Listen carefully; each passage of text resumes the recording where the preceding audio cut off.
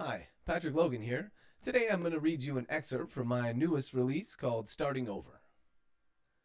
It started with prescription meds because it almost always did.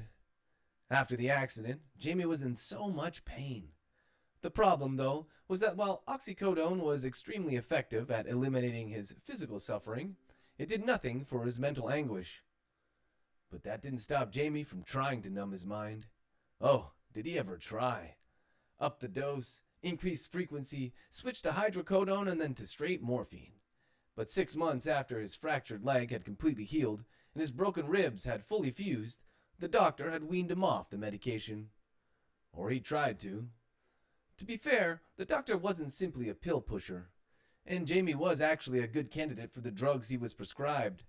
But when the doctor saw just how much Jamie was struggling with the withdrawal, the look in his eyes, the fear of being cut off completely, the man provided him with pamphlets for addiction treatment centers.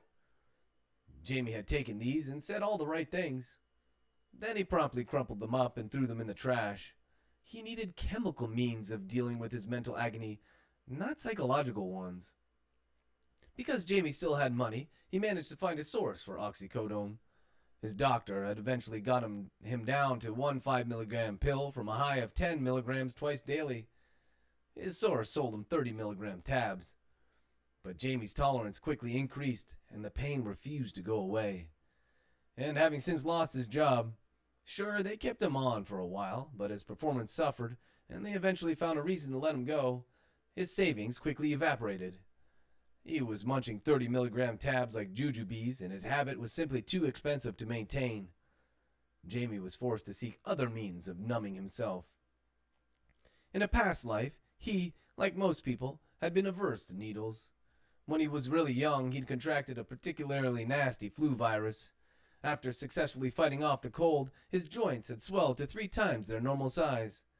The doctors feared he'd developed a rare immunological disorder and took multiple blood samples over a period of weeks. Jamie had squirmed, cried, kicked, as best he could with his swollen joints, and this experience had reinforced his phobia of needles. The first time he bought heroin, Jamie had smoked it instead of injecting it. It did the trick. But like the opioids he once chewed, swallowed, and snorted, after a while this too became ineffective.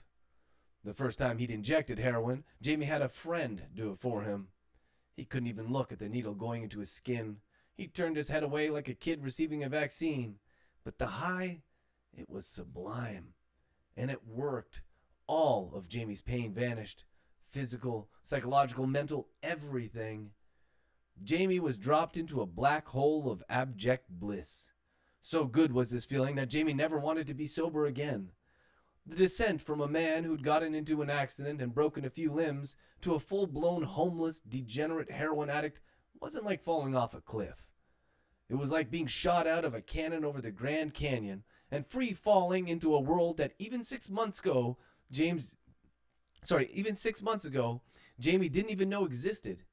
Even with near constant news reports of the heroin epidemic that crippled America, spreading faster and far more deadlier than any virus, this was a world that Jamie barely recognized. But it was his world now, his reality. And he hated it and himself in equal measure. Not enough to stop using, but that was the real crux of being an addict. If you didn't stop, you never had to experience the true horror of introspection. Alright guys, that was just a short excerpt from my newest book called Starting Over. It is a bleak thriller about a man who gets into a car accident and tries to regain his life. And let me tell you something, you think you know where this story is going, but I guarantee you, you do not. It has one of the craziest twists that you'll ever read. It was also one of the most emotionally draining stories that I've written, but I had a hell of a lot of fun doing it, and I know that you're going to enjoy it. So grab your copy of either the paperback or the ebook, available now on Amazon. Thanks.